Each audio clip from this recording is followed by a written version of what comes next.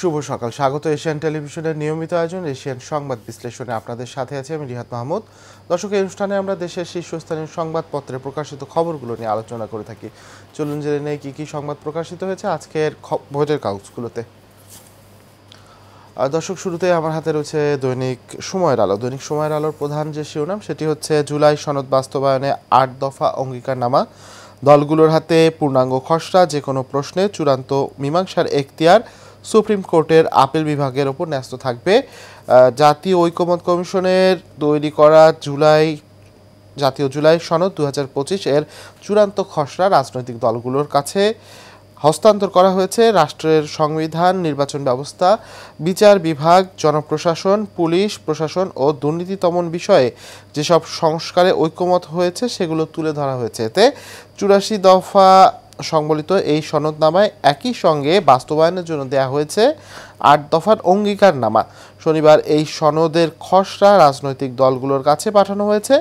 এই খসড়ার ভাষায় কোনো শব্দ, বাক্য বা কোনো বিষয়ে মন্তব্য থাকলে ২০ আগস্ট বিকেল ৪টার মধ্যে কমিশনের কার্যালয়ে জমা দেওয়ার অনুরোধ করা হয়েছে। সনদের পটভূমিতে বলা হয়েছে, ১৯৭১ সালে স্বাধীনতার ঘোষণাপত্রে বর্ণিত সাম্য, মানবিক মর্যাদা ও সামাজিক সুবিচারের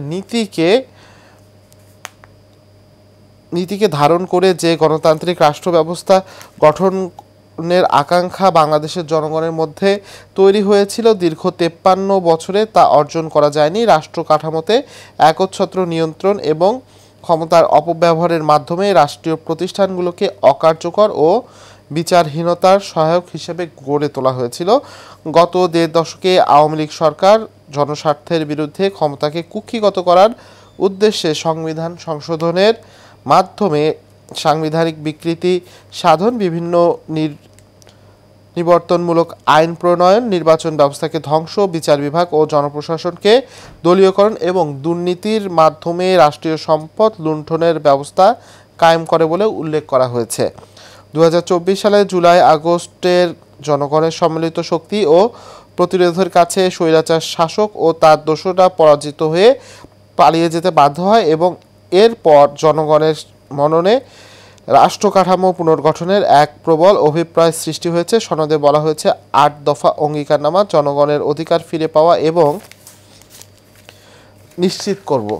এই রাষ্ট্রের মালিক জনগণ, তাদের অভিপ্রায় সর্বোচ্চ আইন ও গণতান্ত্রিক ব্যবস্থায় জনগণের অভিপ্রায় প্রতিফলিত ও প্রতিষ্ঠা হয় রাজনৈতিক দলের মাধ্যমে। এমত অবস্থায় আমরা রাজনৈতিক দল ও জোটগুলো সম্মিলিতভাবে দীর্ঘ আলাপ আলোচনার ভিত্তিতে জনগণের অভিপ্রায়ের সুস্পষ্ট ও সর্বোচ্চ অভিব্যক্তি হিসেবে জুলাই জাতীয় সনদ ২০২৫ প্রণয়ন করছি। বিধায় এই সনদের সব বিধান, নীতি ও সিদ্ধান্ত সংবিধানে অন্তর্ভুক্তিকরণ নিশ্চিত করব এবং বিদ্যমান সংবিধান ও অন্যান্য আইন ভিন্নতর কিছু থাকলে সেক্ষেত্রে এই সনদের বিধান প্রস্তাব সুপারিশ প্রাধান্য পাবে, এসব বলা হয়েছে। এবং আমরা আমরা এখন একটু এই বিষয়ে আলোচনা করতে চাই। এই বিষয়ে আলোচনার জন্য আমাদের সঙ্গে এখন সরাসরি যুক্ত হচ্ছেন ইকবাল মজুমদার তৌহিদ। তিনি ডিইউজের দপ্তর সম্পাদক। ইকবাল মজুমদার তৌহিদ, আপনি কি আমাকে শুনতে পাচ্ছেন? জি, শুনতে পাচ্ছি। আপনাকে স্বাগত এশিয়ান সংবাদ বিশ্লেষণে। ধন্যবাদ আপনাকে ধন্যবাদ এত সকালে আমাদের সঙ্গে যুক্ত হওয়ার জন্য। ইকবাল মজুমদার তৌহিদ, জানেন যে জুলাই সনদের যে খসড়া, পূর্ণাঙ্গ খসড়া, সেটি সবগুলো রাজনৈতিক দলের কাছে পৌঁছে দেওয়া হয়েছে। এই জুলাই সনদ ঘিরে আপনি কি আশা করছেন যে এই জুলাই সনদে রাজনৈতিক দলগুলো কতটা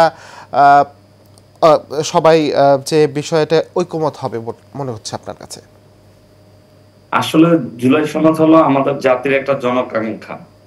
আপনার যে মূল প্রেক্ষাপট তুলে ধরা হয়েছে সেখানে বলা হয়েছে যে আমরা যেই সাম্যের বাংলাদেশ গঠনের লক্ষ্যে, একটি গণতান্ত্রিক রাষ্ট্র ব্যবস্থা গঠনের লক্ষ্যে ১৯৭১ সালে পাকিস্তান থেকে একটি আলাদা ভূখণ্ডে স্বাধীন হয়েছিলাম। সেই স্বাধীনতার যে মূল লক্ষ্য, সেই মূল লক্ষ্য ৫৩ বছর অর্জিত হয়নি। আপনি যদি লক্ষ্য করেন, আমাদের এই সাবকন্টিনেন্টে যতগুলো বিপ্লব হয়েছে, সংগ্রাম হয়েছে, তা কিন্তু সংগঠিত মানুষের মত প্রকাশের স্বাধীনতা, মানুষের বাক স্বাধীনতা এবং মানুষের গণতান্ত্রিক যে অধিকার, সে অধিকারের জন্য। আপনি যদি 71 সালের স্বাধীনতা সংগ্রামের কথা চিন্তা করেন, 70-এর নির্বাচনে যদি পাকিস্তান শাসক গোষ্ঠী জনগণের মতামত এবং জনগণের যে ভোটের মাধ্যমে যে রায় দিয়েছিল বাংলাদেশ আওয়ামী লীগকে বিজয়ী ঘোষণা করে, সেই রায় যদি মেনে নিয়ে সরকার গঠন করতে দিত, তাহলে আজকে দেশ স্বাধীন হতো কিনা সে নিয়ে সংশয় আছে। পরবর্তীতে আমরা লক্ষ্য করলাম যে গণতন্ত্রের জন্য একটা দেশ, একটা ভূখণ্ড আলাদা অস্তিত্ব অর্জন করেছে, স্বাধীন সার্বভৌম একটা বাংলাদেশ পেয়েছে। ঠিক 71-এর পরবর্তী সময়ে 72-75-এ এদেশে বাকশাল গঠন করা হয়েছে। বাকশাল গঠন করে এদেশে একনায়তান্ত্রিক একটা শাসন ব্যবস্থা কায়েম করা হয়েছে, গণতন্ত্রকে কবর দেওয়া হয়েছে এবং এদেশের যত গণমাধ্যম ছিল শুধুমাত্র 4টি গণমাধ্যম বাদে সকল গণমাধ্যমগুলোকে বন্ধ করে দিয়ে গণমাধ্যমের কণ্ঠরোধ করা হয়েছিল। তা আমরা দীর্ঘ 53 বছরে বিভিন্ন সময় গণতন্ত্রের জন্য আন্দোলন করেছি। বাঙালি জাতি গণতন্ত্রের জন্য রক্ত দিয়েছে। 90-এর স্বৈরাচার বিরোধী আন্দোলনে মানুষ শহীদ হয়েছে। পরবর্তীতে দীর্ঘ 17 বছর যে আওয়ামী ফ্যাসিজম কায়েম হয়েছিল দেশে, সেই ফ্যাসিজমের হাত থেকে মুক্তি পাওয়ার জন্য দীর্ঘ সময় দেশের ক্রিয়াশীল বিরোধী রাজনৈতিক দলগুলো যারা গণতন্ত্রের জন্য দীর্ঘ সময় আন্দোলন করে আসছিল, তাদের সেই আন্দোলনের চূড়ান্ত ফলাফল এসেছে জুলাই বিপ্লবে ছাত্র জনতার যেই গণ অভ্যুত্থান, সেই গণ অভ্যুত্থানের মধ্য দিয়ে। আমি মনে করি যে এই জুলাই সনদটা রাজনৈতিক দলগুলোর মতৈক্যের মাধ্যমে একটি সুন্দর আগামীর বাংলাদেশের যে বিনির্মাণের যে আমাদের প্রত্যাশা। জনাব তৌহিদ, এই সনদে বলা হচ্ছে যে সংলাপে আলোচনা হয়নি, এমন বেশ কিছু খসড়ায় তুলে ধরা হয়েছে। তো এইটি কি এই জুলাই সনদ বাস্তবায়নের ক্ষেত্রে কোনো প্রতিবন্ধকতা সৃষ্টি করতে পারে কিনা? দেখেন, আমরা যদি জুলাই সনদের হিসাব যদি বাদ দেই, ঐক্যমত কমিশনে আপনি দেখবেন কিছুদিন আগে বিএনপির স্থায়ী কমিটির সদস্য সালাউদ্দিন আহমেদ বলেছেন যে আমরা যখন আলোচনা হয়েছিল এই শব্দগুলা ছিল না, এখন এসেছে। তো ঐক্যমত কমিশনের সভাপতি আলী রাজ সাহেব বলেছেন যে এটা হয়তো আমাদের কর্মকর্তারা ভুল করেছেন বা এটা দেখা হবে। তা আমি মনে করি যে রাষ্ট্রের একটা ক্রাইসিস মুভমেন্ট চলতেছে, আপনার দেশে একটা ইন্টারিম গভর্নমেন্ট আছে, তাদের মূল দায়িত্ব হলো একটা নির্বাচনের মাধ্যমে দেশের স্থায়ী গণতান্ত্রিক যে কাঠামো, সেই কাঠামো ফিরিয়ে দেওয়ার জন্য ব্যবস্থা করা। তো সেখানে যদি রাজনৈতিক দলগুলোর মধ্যে বড় ধরনের কোন সংকট তৈরি হয়, এরকম কোন কর্মকাণ্ড সরকারের করা উচিত না। সংলাপে যে বিষয়গুলো আলোচনা হয় নাই, সেগুলো যদি আপনার এখানে রাখা হয়, আপনার সেটা আমার কাছে মনে হয় যে একটা প্রতিবন্ধকতা হইতে পারে। রাজনৈতিক দলগুলোর সাথে আলোচনা করেই সকল কিছু করা উচিত বলে আমি মনে করি। আচ্ছা, সনদ বাস্তবায়নে রাজনৈতিক দলগুলোর সদিচ্ছা কতটুকু দেখছেন আপনি? আমি দেখতেছি যে পরিপূর্ণ সদিচ্ছা আছে। আপনি দেখেন, বাংলাদেশের যে সকল রাজনৈতিক দল এখন এদেশের স্টেক হোল্ডার, যারা জনগণের প্রতিনিধিত্ব করে, বড় আকারে যদি আমি বলি বিএনপি এবং জামায়াত ইসলাম, তারা কিন্তু বারবার বলতেছে যে আমরা, আপনি বিএনপির স্থায়ী কমিটির সদস্য সালাউদ্দিন তৌহিদ ভাই, আরেকটি জিনিস, যে জিনিসটি বিএনপি জামাতের কথা যেহেতু বললেন, যে জামাত কিন্তু চাচ্ছে পিআর পদ্ধতিতে নির্বাচন এবং বিএনপি চাচ্ছে যে আগে যেভাবে নির্বাচন হতো সেভাবেই হোক। তো এই ক্ষেত্রে কোনো একটা দুই দলের দ্বন্দ্ব একটা তৈরি হতে পারে কিনা, আপনি কি মনে করছেন? দেখেন, এই সরকারকে দায়িত্ব দেওয়া হয়েছিল এবং এই সরকারের উপর আস্থা রেখে দেশের সকল রাজনৈতিক দলগুলোর ঐক্যমতের ভিত্তিতে এই সরকার গঠন করা হয়েছিল, তাদেরকে অভিভাবকত্বের দায়িত্ব দিয়ে। এই সরকার যেহেতু একটা নির্দলীয় সরকার, সেহেতু এই সরকারের দায়িত্ব সকল অর্গানগুলোকে, রাজনৈতিক দলগুলোকে ঐক্যমতের ভিত্তিতে একটি সুষ্ঠু নির্বাচন অনুষ্ঠিত করা। এখন এই জায়গায় পিআর পদ্ধতি নিয়ে একটা জটিলতার সৃষ্টি হয়েছে। দর্শক, আমাদের সঙ্গে যুক্ত হয়েছেন ইকবাল মজুমদার তৌহিদ, ডিউজের দপ্তর সম্পাদক। ইকবাল মজুমদার তৌহিদ, আপনার সঙ্গে বিরতির আগে আলোচনা হচ্ছিল পিআর পদ্ধতি এবং আগে যে পদ্ধতিতে বাংলাদেশে নির্বাচন হতো এবং এই দুই নির্বাচন পদ্ধতি নিয়ে জামায়াত এবং বিএনপির অবস্থান নিয়ে। তো বাকিটা যদি আপনি জানাতেন যে কি হতে পারে এই বিষয়টা নিয়ে, বা এই দুইটি বিষয়, এই পিয়ার পদ্ধতি এবং আবেগ পদ্ধতিতে নির্বাচনের বিষয়ে? আসলে দেখেন, পিয়ার পদ্ধতির সম্বন্ধে মানুষ ভালো বোঝে না। যারা রাজনৈতিক সচেতন মানুষ তারা পিয়ার পদ্ধতি সম্পর্কে জানার চেষ্টা করছে এবং জানে বা বোঝে। কিন্তু এদেশের সাধারণ মানুষ চলমান প্রক্রিয়ায় যে নির্বাচন হচ্ছে সেই নির্বাচন সম্পর্কে জানে এবং অবগত। হুট করে একটা নতুন পদ্ধতিতে নির্বাচন, এটা কতটুকু যুক্তিযুক্ত সেটা এদেশের রাজনৈতিক দলগুলোই ঠিক করবে।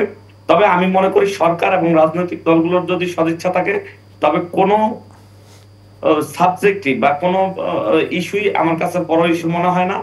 আমি মনে করি যে পিয়ার ইস্যুতে রাজনৈতিক দলগুলো এবং সরকারের ভূমিকা হওয়া উচিত যে এই পিয়ারের সুফল এবং কুফল, এই পিয়ারের ভালো দিকগুলো এবং খারাপ দিকগুলো জাতির সামনে উপস্থাপন করা এবং রাজনৈতিক দলগুলোর সামনে উপস্থাপন করা।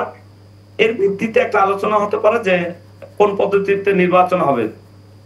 যে যদি রাজনৈতিক দলগুলো এই ইস্যুতে তৌহিদ ভাই, এই হ্যাঁ, বিষয়ের জন্য কি ফেব্রুয়ারিতে যে ঘোষিত নির্বাচনের রোডম্যাপ বা ফেব্রুয়ারিতে যে নির্বাচন হওয়ার কথা, সেটি কি পিছিয়ে যাওয়ার শঙ্কা আপনি দেখেন কিনা?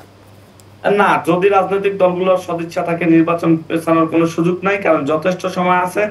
দ্রুত সময়ের মধ্যে যদি সরকার দেখে, সরকারের উপর নির্ভর করবে যে নির্বাচন পিছাবে না পিছাবে না। সরকারের যদি সদিচ্ছা থাকে, আমি মনে করব এদেশের মালিক জনগণ, স্টেক হোল্ডার জনগণ যদি দেখে রাজনৈতিক দলগুলোর মধ্যে এই ইস্যুতে মতৈক্য হচ্ছে না, তবে সরকার পারে নির্বাচন কোন পদ্ধতিতে হবে সেই ইস্যুতে একটা গণভোট দিতে, এবং এদেশের জনগণই নির্ধারণ করে দিবে তারা কোন পদ্ধতিতে নির্বাচনে যেতে চায় এবং ভোট দিতে চায় এবং কোন পদ্ধতিতে দেশে নির্বাচন হবে। আমি মনে করি সরকারের সদিচ্ছা থাকলে এটা কোন জটিলতম বিষয় না, অনেক সময় আছে। এই সময়ের মধ্যে একটি গণভোট দিয়ে এই ইস্যু সমাধান করা যেতে পারে, যদি রাজনৈতিক দলগুলোর মধ্যে মতৈক্য না হয়। ইকবাল মজুমদার তৌহিদ, আপনাকে অসংখ্য ধন্যবাদ আমাদের সঙ্গে যুক্ত হওয়ার জন্য।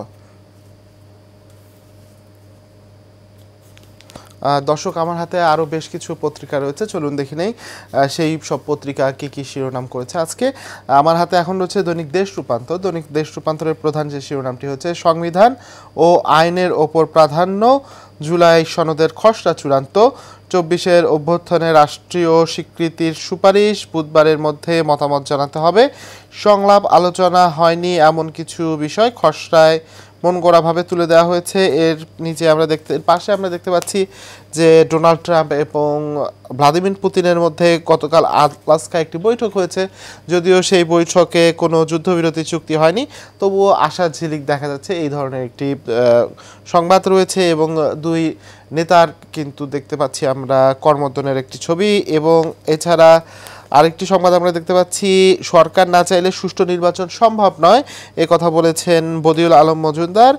উদ্বেগে ব্যবসায়ীরা, নির্ভর সরকার, এলডিসি থেকে উত্তরণ, চূড়ান্ত সুপারিশের পর উত্তরণ পেছানোর কোনো নজির নেই, এই সংবাদ রয়েছে। এবং বার্নামাকে ডক্টর ইউনুস, রোহিঙ্গা ইস্যুতে মালয়েশিয়ারকে পাশে চায় ঢাকা, এই সংবাদ রয়েছে। এবং রাখাইনে দুর্ভিক্ষের শঙ্কা, সতর্কতা, এই সংবাদ রয়েছে। নির্বাচন নিয়ে শঙ্কা প্রকাশকারীরা গণতন্ত্রের পক্ষে শক্তি নয়, সালাউদ্দিন আহমেদ তিনি এই কথা বলেছেন, বিএনপির স্থায়ী কমিটির সদস্য। এবং জনগণ নির্বাচনমুখী হলে কেউ বাধা দিতে পারবে না, স্বরাষ্ট্র উপদেষ্টা গতকাল তিনি এই কথা বলেন। এবং কোচিং সেন্টারে অস্ত্র বিস্ফোরক মজুদ, আটক 3, এটি রাজশাহীর ঘটনা। রাজশাহীতে গতকাল সাবেক মেয়র লিটনের চাচাতো ভাইয়ের বাড়ি থেকে অস্ত্র এবং বিস্ফোরক উদ্ধার করা হয়েছে এবং সেই সময় 3 জনকে আটক করা হয়েছে। দর্শক, এই ছিল দৈনিক দেশ রূপান্তরের আজকের প্রথম পাতার সংবাদ। আমরা এখন একটু দেখে নেব দৈনিক জনকণ্ঠ কী কী সংবাদ প্রকাশ করেছে। দৈনিক জনকণ্ঠেরও প্রধান শিরোনামটি হচ্ছে জুলাই সনদের খসড়া এখন রাজনৈতিক দলের হাতে, আছে 24-এর অভ্যুত্থানে রাষ্ট্রীয় স্বীকৃতি, ঐকমত হওয়া 84টি বিষয় ও বাস্তবায়নে 8টি অঙ্গীকারনামা, নোট অফ ডিসেন্ট দেওয়ার বিষয়েও দলগুলোর মতামত নিয়ে ফের আলোচনার সম্ভাবনা। এবং এর পাশে দেখতে পাচ্ছি চট্টগ্রাম ঢাকা পাইপলাইনে জ্বালানি তেল সরবরাহের নতুন যুগের সূচনা। পাশে আরেকটি সংবাদ, সেটি হচ্ছে নির্বাচন ফেব্রুয়ারিতেই হবে, আশা ডক্টর মঈন খানের, ত্রুটি রোধে হার্ড লাইনে বিমান, এই সংবাদ রয়েছে। জবাবদিহিতা আনা হচ্ছে প্রধান কৌশলকে। এবং জ্বালানি বিদ্যুৎ সংকটে বিদ্যুৎ কেন্দ্র উৎপাদন বন্ধ, জ্বালানি সংকটে এই সংবাদ রয়েছে। এবং ইউক্রেন যুদ্ধ বন্ধে ভূখণ্ড চায় রাশিয়া, জেলেনস্কির ওপর যুদ্ধবিরতি নির্ভর করছে, ডোনাল্ড ট্রাম্প এই মন্তব্য করেছেন। দর্শক, এই ছিল দৈনিক জনকণ্ঠের আজকের প্রথম পাতার সংবাদগুলো। আমরা এখন একটু দেখতে চাই দৈনিক ইত্তেফাক কি সংবাদ প্রকাশ করেছে। দৈনিক ইত্তেফাকের প্রধান শিরোনাম, পূর্ণ বাস্তবায়ন ও সাংবিধানিক স্বীকৃতি সহ ৮ দফা অঙ্গীকার, রাজনৈতিক দলগুলোকে জুলাই সনদ পূর্ণাঙ্গ সমন্বিত খসড়া পাঠালো ঐকমত্য কমিশন। সনদের খসড়ায় আছে, প্রধানমন্ত্রী হলে থাকা যাবে না দলীয় প্রধানের পদে একই ব্যক্তি 10 বছরের বেশি, প্রধানমন্ত্রী পদে নয়, সংসদ হবে 2 কক্ষের, উচ্চ কক্ষের সদস্যদের নির্বাচিতরা হবেন পিআর পদ্ধতিতে, রাষ্ট্রভাষা, নাগরিকত্ব, সংবিধান, রাষ্ট্র পরিচালনার মূলনীতি, মৌলিক অধিকার ও তত্ত্বাবধায়ক বিষয়ে ঐকমত্য। 84টি বিষয়ে কোনটিতে ঐকমত্য, কোনটিতে এক বা একাধিক দলের নোট অফ ডিসেন্ট। এরপর জনগণের ইচ্ছায় সরকার প্রধানের পদে বসেছি, নিজের জন্য নয়। ডক্টর মোহাম্মদ ইউনূস, তিনি মালয়েশিয়ার যে সংবাদ সংস্থা, তাকে যে রাষ্ট্রীয় সংবাদ সংস্থা, তাতে তিনি ইন্টারভিউ দিয়েছেন এবং সেই সংবাদটি রয়েছে। সিলেটে আরও 2.5 লাখ ঘনফুট পাথর উদ্ধার, এই সংবাদ রয়েছে। এবং যুদ্ধবিরতি নিয়ে ট্রাম্প পুতিন ঐতিহাসিক বৈঠক, অগ্রগতি নেই, হয়নি কোনো চুক্তি, আলাস্কায় বৈঠক ট্রাম্পের খ্যাতি নষ্ট করলো বিবিসি। জাতি ধর্মভেদ নয়, এই দেশ সবার, সেনাপ্রধান গতকাল জন্মাষ্টমীর অনুষ্ঠানে তিনি এই কথা বলেছেন। অনর্থক স্বাস্থ্য পরীক্ষার অত্যাচার বন্ধ করুন, আসিফ নজরুল আইন উপদেষ্টা, তিনি এই কথা বলেছেন। যদিও এই কথা বলার পর কিন্তু বেশ প্রতিক্রিয়া দেখা গেছে চিকিৎসকদের মধ্যে। দর্শক, এই ছিল ইত্তেফাকের আজকের প্রথম পাতার সংবাদ। আমরা একটু দেখতে চাই দৈনিক যুগান্তর কি কি সংবাদ আজ প্রকাশ করেছে। রাজনৈতিক দলের কাছে জুলাই সনদের সমন্বিত খসড়া কোন আদালতে প্রশ্ন নয়, বিধান প্রস্তাব ও সুপারিশের ব্যাখ্যা সংক্রান্ত প্রশ্নের চূড়ান্ত মীমাংসার এখতিয়ার সুপ্রিম কোর্টের আপিল বিভাগের, বাস্তবায়নযোগ্য অংশ নির্বাচনের আগেই কার্যকর, 20 আগস্টের মধ্যে মতামত জানাতে হবে, এর আলোকে চূড়ান্ত। এছাড়া নিজের নয়, জনগণের ইচ্ছায় দায়িত্ব নিয়েছি ডক্টর মোহাম্মদ ইউনূস। পাশে আইন উপদেষ্টার প্রশ্ন, ডাক্তাররা কি ওষুধ কোম্পানির দালাল, এই সংবাদ রয়েছে। এবং স্ত্রী সন্তানের নেওয়া হয় আয়নাঘরে, জঙ্গি ট্যাগ দিয়ে হত্যা করা হয় মেজর জাহিদকে, এই সংবাদটি রয়েছে। দর্শক, এই ছিল দৈনিক যুগান্তরের আজকের প্রথম পাতার সংবাদ।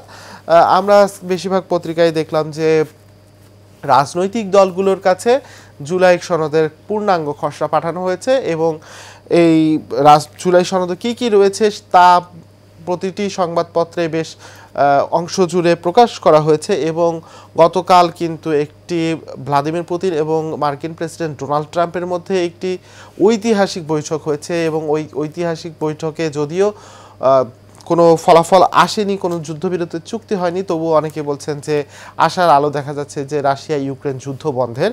এবং এছাড়া ডক্টর মোহাম্মদ ইউনূস মালয়েশিয়ার যে সংবাদ সংস্থা রয়েছে তাতে একটি ইন্টারভিউ দিয়েছেন এবং সেই ইন্টারভিউয়ে তিনি বলেছেন যে নিজের জন্য নয়, জনগণের জন্য দায়িত্ব নিয়েছি। এবং নির্বাচন ইস্যুতেও বেশ কথা হয়েছে, বিএনপি নেতারা নির্বাচনের ব্যাপারে সরব হয়েছেন এবং দেখা যাচ্ছে যে স্বরাষ্ট্র উপদেষ্টাও বলেছেন ঘোষিত সময়ে কিন্তু নির্বাচন আয়োজন হবে। দর্শক, এশিয়ান সংবাদ বিশ্লেষণ আজ পর্যন্তই। আগামীকাল আবারও দেখা হবে। ততক্ষণ সবাই সুস্থ থাকুন, ভালো থাকুন, এশিয়ান টেলিভিশনের সঙ্গে থাকুন।